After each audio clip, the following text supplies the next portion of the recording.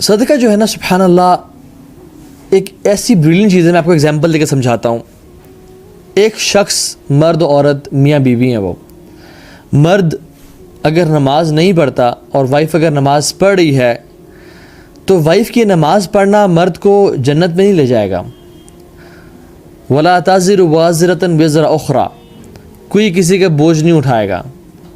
ہر انسان یوم القیامت فردا, ہر انسان قیامت کے دن اکیلا اللہ تعالیٰ کے سامنے پیش ہوگا, اکیلا حاضر ہوگا.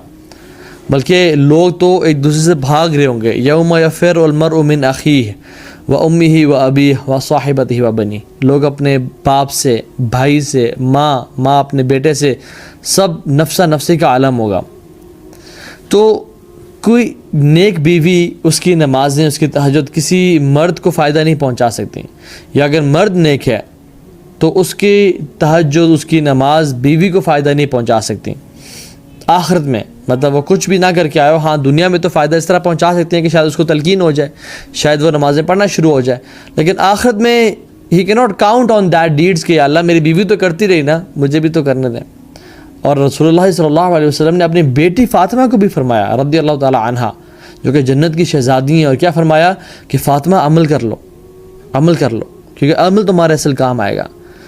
لیکن یہ جو صدقہ ہے نا, یہ اتنے امیزنگ چیز ہے. رسول اللہ صلی اللہ علیہ وسلم نے فرمایا کہ صدقہ کا ایک درہم یعنی 10 روپیز, اگر ہم روپیز میں بات کریں, یا $10 3 لوگوں کو جنت میں لے کے جائے گا. یہ رسول اللہ صلی اللہ علیہ وسلم نے اگزامپل دی, اور فرمایا کہ صدقہ کا ایک درہم 3 لوگوں کو جنت میں لے کے جائے گا. اور وہ کیسے؟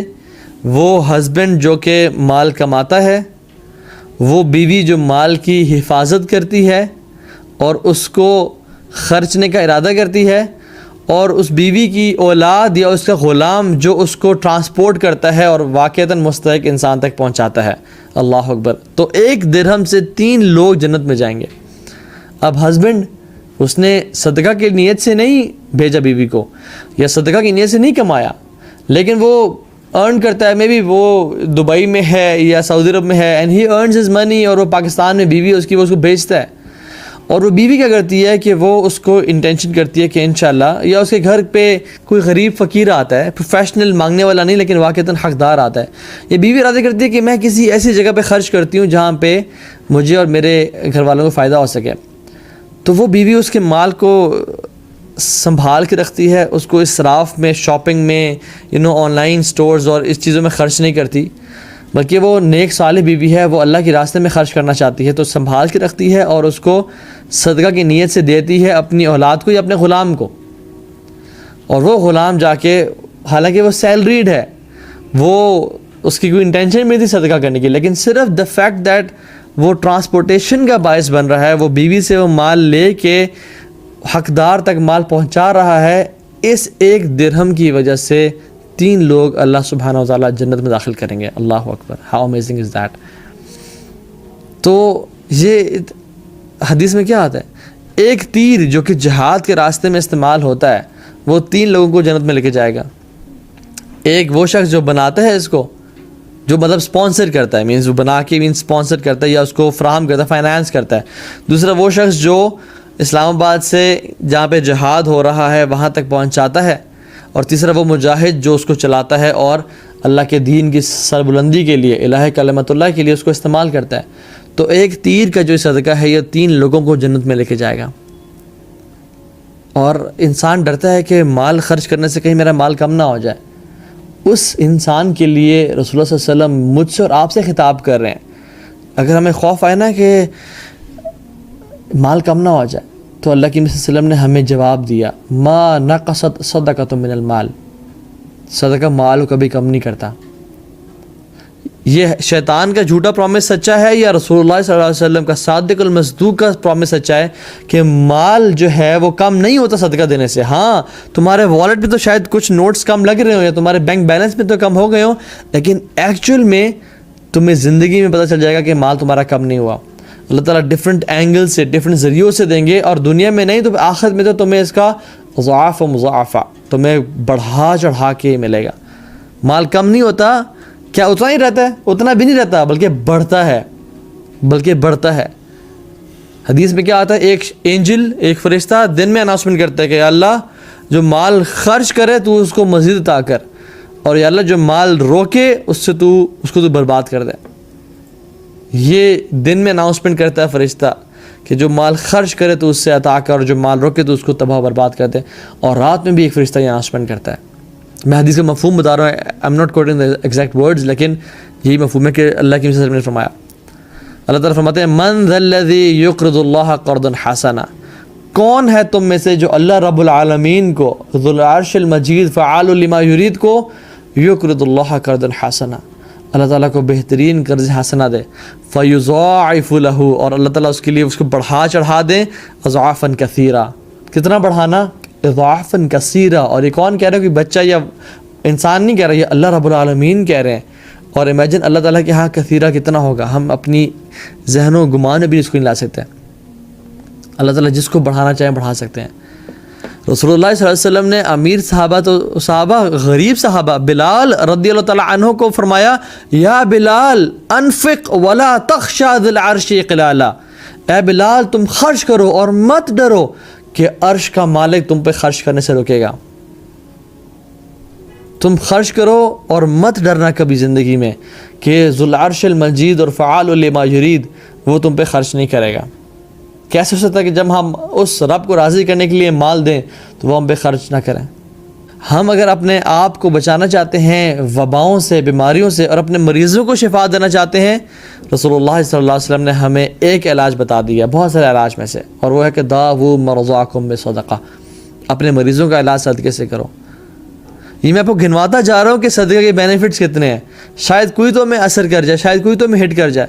حالانکہ صحابہ رضی اللہ تعالیٰ عنہ کو اتنے بڑے بڑے بیانات، اتنے بڑے بڑے ہر حدیث کی فضیلت نہیں پتہ، وہ صرف ایک آیت سن کے اپنا سب کچھ دے دیتے تھے.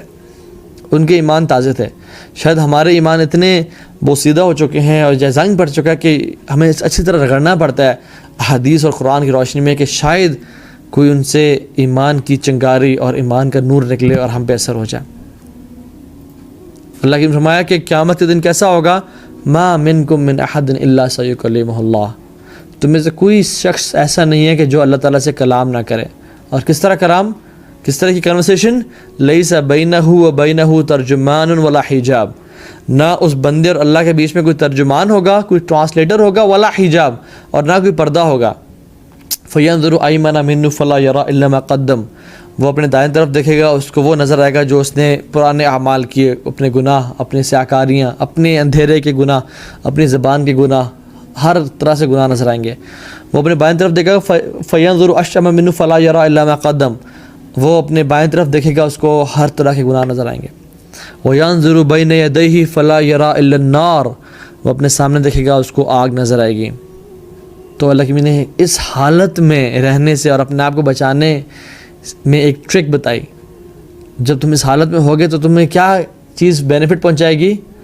فاتقوا النار ولو بشق تمرۃ، اپنے آپ کو اے لوگو آگ سے بچاؤ، ولو بشق تمرۃ، چاہے آدھی کھجور دے کے کیوں نہیں، چاہے تمہیں آدھی کھجور دینی پڑے نا، یا تمہیں آدھی کھجور جتنی ایفرٹ کرنی پڑے اپنے آپ کو آگ سے بچانے کے لیے، تم لازمی کرنا. اور اگر تمہارے پاس یہ بھی نہ ہو، او فبکلمۃ طیبہ، تو ایک اچھا بول کے ہی تم اپنے آپ کو آگ سے بچا لو. اگر تمہارے پاس کھجور بھی نہیں ہے تو تمہارے پاس زبان تو ہے نا، کسی کو اچھا بول دو، سبحان اللہ بول دو، الحمدللہ بول دو، کیونکہ کل معروف صدقہ، ہر نیکی صدقہ ہے. صحابی آئے اللہ کے نبی کے پاس، یا رسول اللہ صلی اللہ علیہ وسلم میرا دل بڑا سخت ہو چکا ہے. میں آپ کو اگر اپنا انسٹاگرام اکاؤنٹ یا فیس بک کھول کے دکھا دوں نا کتنے میسیجز آئے ہوتے ہیں اس حوالے سے. اور اللہ تعالیٰ ہم سب پہ رحم کرے اور ہمارا بھی حال ہے، اللہ تعالیٰ ہم سب کو بچائے، اللہ تعالیٰ ہم سب کے دلوں کو نرم کرے اور واقعی میں تقویٰ ہم سب کو عطا کرے. تو دل بہت سخت ہو چکا ہے، نماز میں مزہ نہیں آتا، نماز میں خشوع نہیں ہے، آنکھوں سے آنسو نہیں بہتے، نیکی کرنے کا دل نہیں چاہتا، گناہ کرنے کی لذت بڑی ہو گئی ہے، فتنوں سے بچ نہیں پا رہا، دل سخت ہو گیا، کیا کروں؟ صحابی آیا رسول اللہ صلی اللہ علیہ وسلم، دل بہت سخت ہو گیا، کیا کروں؟ کہا یتیم کے سر پہ ہاتھ رکھو اور مسکین کو کھانا کھلاؤ. میں اور آپ کتنا یہ کام کرتے ہیں؟ کیا یتیم اور غریب مسکین ختم ہو گئے اس دنیا میں؟ کیا یہ عمر بن خطاب کا دور چل رہا ہے جس میں کوئی دینے والے تو ہزاروں لاکھوں ہوں اور لینے والا کوئی نہ ہو؟ نہیں، بلکہ اٹس دا ایگزیکٹ اپوزٹ. ہم دیکھیں تو مانگنے والے ہر چوک پہ کھڑے ہیں. میں پروفیشن سے بات نہیں کر رہا، آپ ہر جھونپڑی میں چلے جائیں، ہر فروٹ ریڈی پہ چلے جائیں، ہر چھلی کے ٹھیلے پہ چلے جائیں، آپ کو غربت نظر آئے گی. آپ ذرا اپنے آگے پیچھے گھوم کے تو دیکھیں، بہت لوگ لینے والے ہیں لیکن ہم دینے والے کیوں نہیں ہیں؟